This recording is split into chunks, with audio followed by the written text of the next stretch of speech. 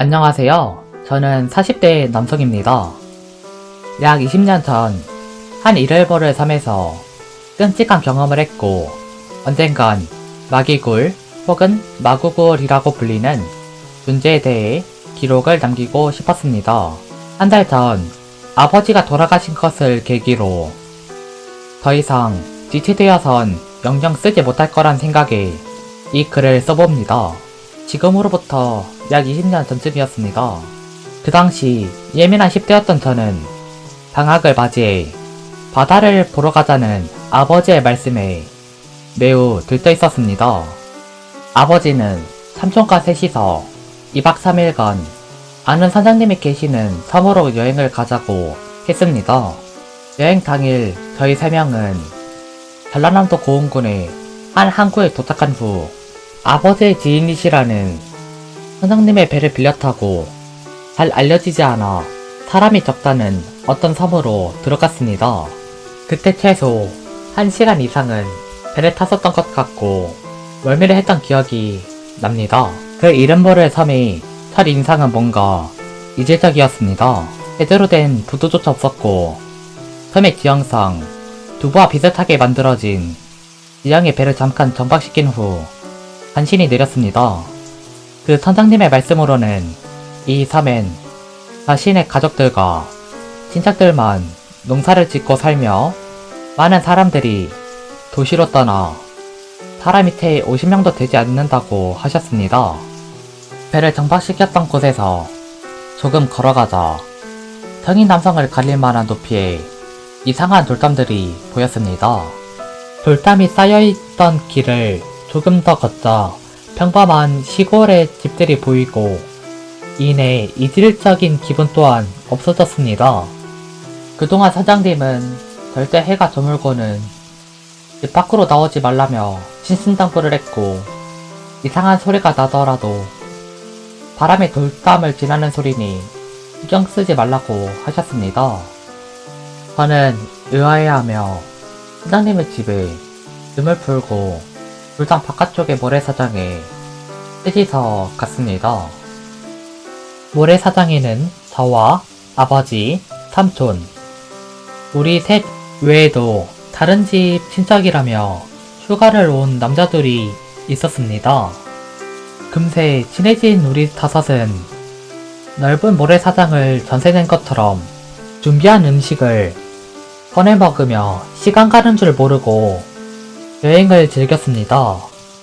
그렇게 날이 저물어가자 술을 드시지 않으셨던 아버지는 나머지 넷을 모으고는 밤이 되면 추우니 숙소로 돌아가자는 식으로 말씀하셨고 바다는 거센 바람과 동시에 우리가 처음 자리 잡았던 위치까지 파도가 치기 시작했습니다.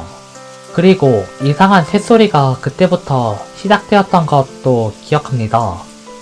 생각보다 빨리 어두워지자 부랴부랴 짐을 챙기던 저는 원래 거의 일행이 아니었던 2명의 남자들이 자기들을 조금 더 있다가 가겠다며 아버지와 신랑이 하는 모습을 보았습니다.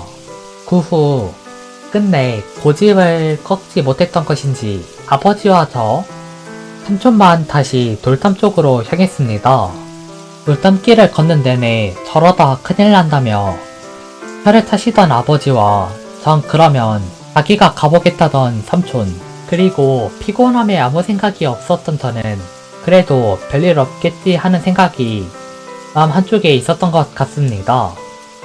이런 생각은 비명을 듣고는 바로 사라졌지만 말이죠.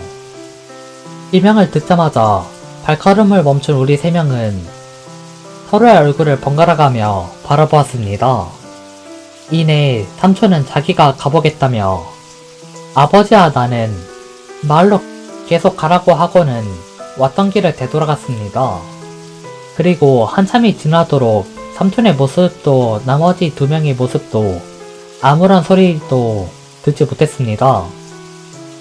걱정이 된 저는 아버지께 삼촌을 찾으러 가봐야 하는 것이 아니냐고 재촉을 했지만 아버지는 끝내 묵묵부답이셨고 선장님의 아내 되시는 분과 잠시 할 말이 있다며 저를 다른 방으로 보내셨습니다. 호기심과 약간의 분노, 객기와 어우러져 있던 당시의 저는 몰래 방에서 나와 둘의 대화를 엿들었고 거기서 처음으로 마기굴이란 존재에 대해 듣게 되었습니다. 선장님의 아내분은 마기굴에 홀린 것이다. 내일 날이 밝으면 찾아보러 가자. 지금은 마기굴이 돌아다닌다. 는 식의 말을 하셨던 기억이 납니다. 아버지도 마기굴이란 존재에 대해 이미 선장님께 들었던 것인지 어느 정도 수긍하는 모습이었습니다. 저는 두 사람이 삼촌을 찾으러 갈 생각이 없다는 것을 알자 화가 난 나머지 몰래 집 대문 밖으로 나왔고 불빛이 없어 완전히 어두웠던 돌담길로 향하기 시작했습니다. 그리고 그때 그곳으로 향했던 것을 아직도 후회하고 있습니다. 돌담길에 접어든 저는 그제야 객길을 넘어선 두려움에 온갖 신경이 곤두서기 시작했고 그 전까지도 들렸지만 눈치채지 못했던 소리, 베비내는 소리와 손식 환자의 새소리가 섞인 듯한 소리가 돌담 너머로 들려온다는 것을 알았습니다. 바람 소리려니 했던 저는 계속해서 돌담길을 나아갔고 어느 순간 깨달았습니다. 바람이 몰아치는 것과 상관없이 파도가 철썩이는 것과 상관없이 들리는 별개의 소리라는 것과 또한 거기에 돌담을 손톱으로 긁는 소리까지 더해졌다는 것을 말입니다.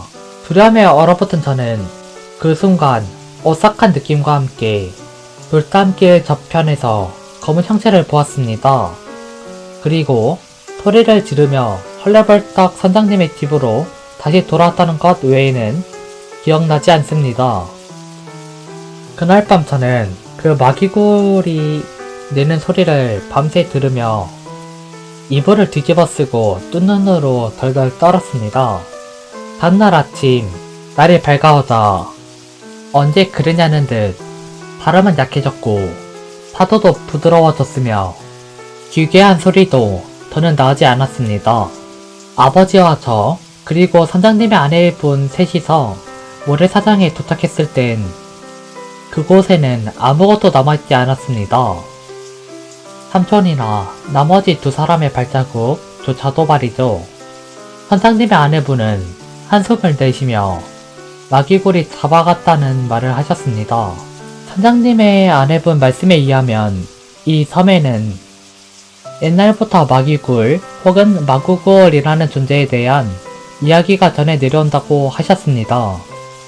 그것들은 사람을 해치는 존재로 사람과 비슷한 형태의 어두운 바다에서 올라오며 돌담 너머를 배회한다는 것과 돌담이 비정상적으로 높고 마을 전체에 있는 것도 다 마기굴 때문이라는 것이었습니다.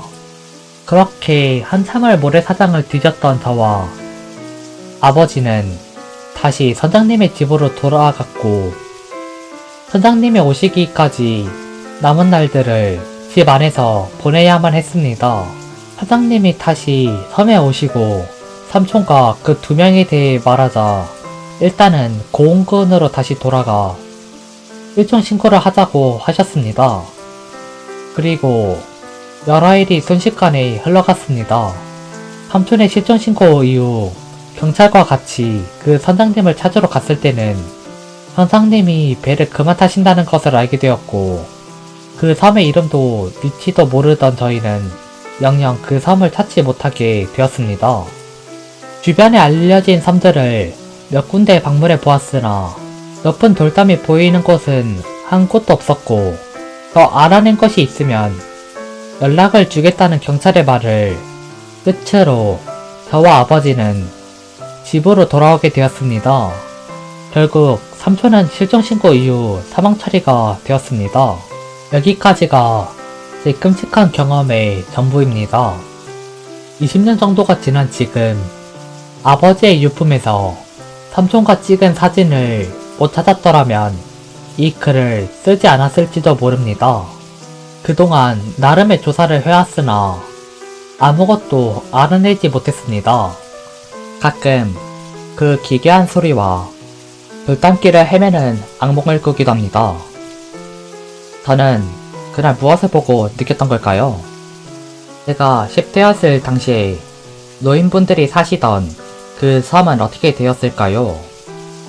이제 세상에서 마기고를 아는 사람이 저밖에 없을 것 같아 더 두렵습니다. 이제 저에게 남은 건 돌담길에서 주었던 악취가 심해 씻어서 보관한 많은 손톱밖에 없네요.